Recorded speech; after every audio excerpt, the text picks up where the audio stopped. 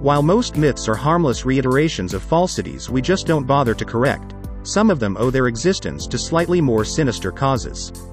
Many facts we believe about everyday things exist only because of concerted efforts by advertisers and corporations, all of which have little to no basis in scientific reality. While Sigmund Freud was busy focusing on women and their penis envy, his possibly less well-intentioned nephew, Edward Bernays, was busy figuring out ways for faceless corporations to raid your bank account with your permission. Anyway, here are 10 pervasive myths that exist entirely from the efforts of those seeking riches.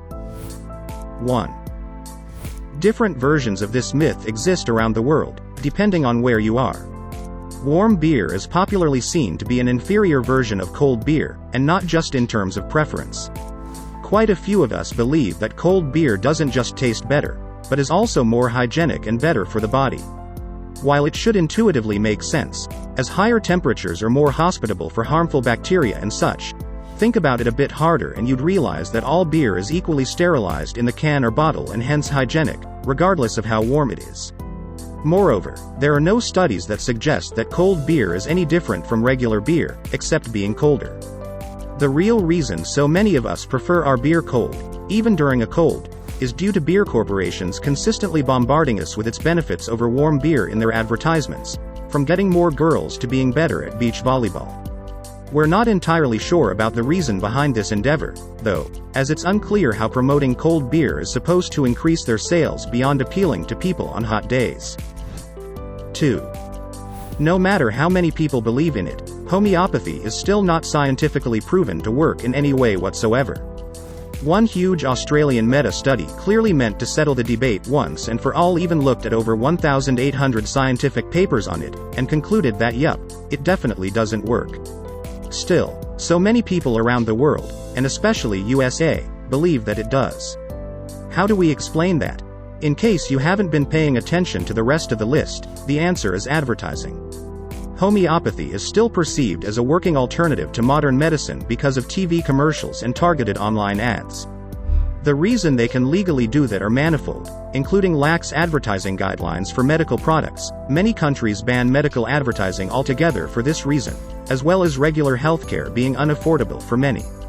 Additionally, low literacy rates and inaccessibility to medicine in the more unfortunate parts of the world add to the problem. 3. There are few cases that exemplify the sheer power and influence of the advertising industry than that of leaded petrol. As many of you may remember, it was considered to be an environmentally friendly alternative to unleaded petrol for the better part of the 20th century. Even if most countries recognize its ill effects now and have banned it for the most part, it still survived as a product fit for public consumption for a ridiculously long time. If you're wondering how something as obviously harmful as lead can be seen as a good thing, the answer is the same as all other questions of similar nature: paying government agencies to publish favorable reports and good old advertising. Nearly all the oil companies involved with the promotion of leaded petrol, as it's cheaper to make and provides better performance, knew about its harmful effects on public health, though that didn't matter much to them. They funded studies that placed leaded petrol as a better option to regular petrol, and managed to get it legalized by lobbying and sponsored research. They sustained the perception for so long through advertising, which was so effective that many older people may still instinctively look for the leaded sign at gas stations. Because of big oil, lead is now an irremovable part of cities around the world, along with its impact on public health we'd never be able to accurately quantify, even if it has been phased out in most countries within the last 20 years or so. 4. Depending on who you ask and which part of the world you're in, the supposed harmful effects of coffee range from mild constipation to a horrific death.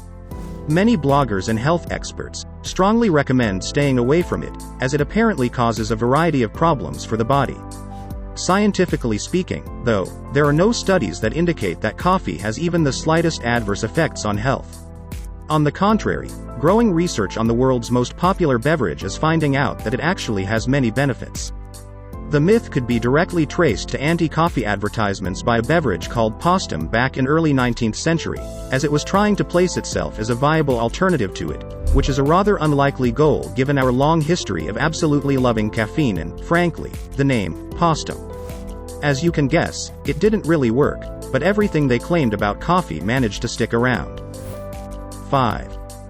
No matter where you are in the world, if you work for a corporation, chances are that you need to wear formal clothes to work. That is, course, apart from the one day in the week you can wear casual clothes, which is usually Friday for most companies. Many team leaders believe that it affords their team some breathing room in an otherwise rigid working environment, allowing them to be more creative and think outside the box. While we're sure that there may be some benefits, the reason so many bosses opt for casual Fridays is less because of an industry-wide concern for mental health and more due to an advertising campaign by Dockers in the 90s.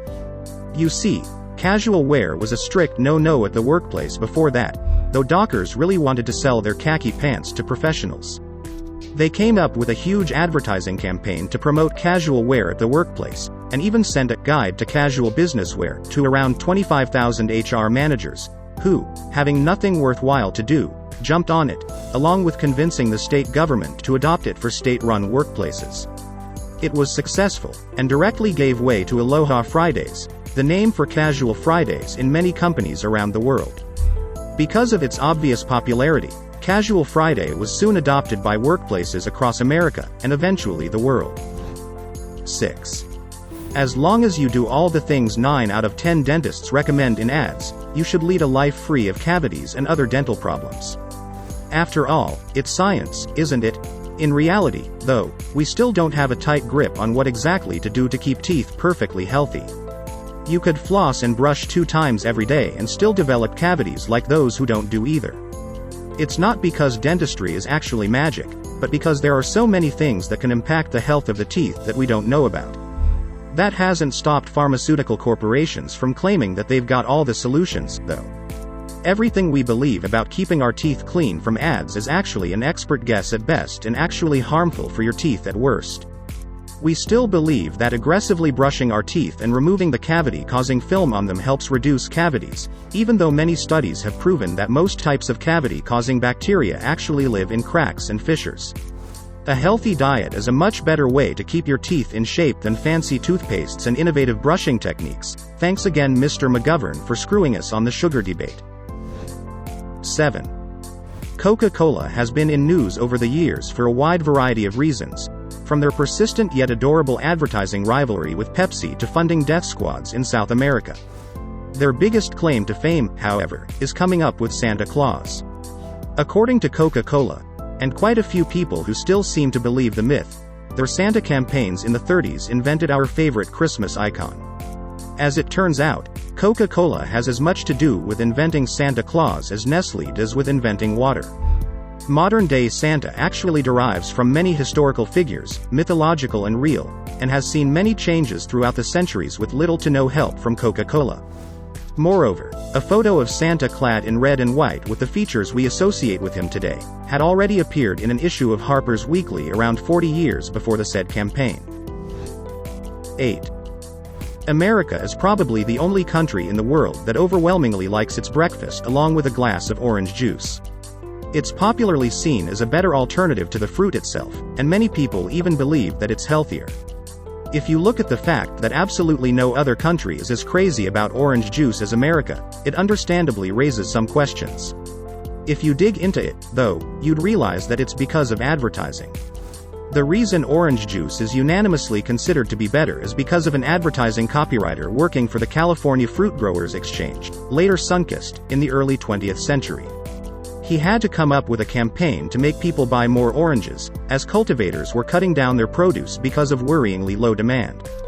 He came up with the "Drink an Orange" slogan, and unsurprisingly, it worked. Hardly anyone in the country had orange juice before the 20s, but by the early 30s it had turned into the country's second most popular beverage. 9. In 1968, George McGovern, Democratic Senator for South Dakota, and Democratic Party nominee in the 1972 presidential election, which was won by Richard Nixon, opened the United States Senate Select Committee on Nutrition and Human Needs. That committee ultimately decided, against the protestations of the American Medical Association, that meat bad, bread good, and launched the human obesity crisis we suffer today. The McGovern Report, the committee's wide-reaching set of reforms regarding public health and nutrition, identified all fat as the primary reason behind issues of malnutrition. But as it turns out, the sugar industry had a huge role to play in this report, as they deliberately paid scientists and ran huge advertising campaigns to get the spotlight on fat instead of sugar. We can't say it didn't work, as most of us believe that fat is worse for us than sugar, even if a lot of recent research on the subject squarely contradicts that. Thanks sugar lobby. 10. Diamonds are often sold as a woman's best friend, even if we've never entirely been clear on what exactly that means. We are also led to believe that they are rare, which is what contributes to their high demand and price tag. While there's no doubt that diamonds are pretty and do have uses in many industries, they're not actually all that rare. The only reason we believe that is because of a massive, decades-long advertising campaign by De Beers, which holds around 85% of the global diamond trade. Diamonds were rare at some point in time, though that all changed when Africa was colonized and massive diamond reserves found. Supply was no longer an issue, which meant that demand would soon drop, too. De Beers was essentially a group of influential diamond merchants who agreed to get together and form a monopoly instead of competing in a doomed industry. It has arguably been one of the most successful and persistent monopolies in man's history.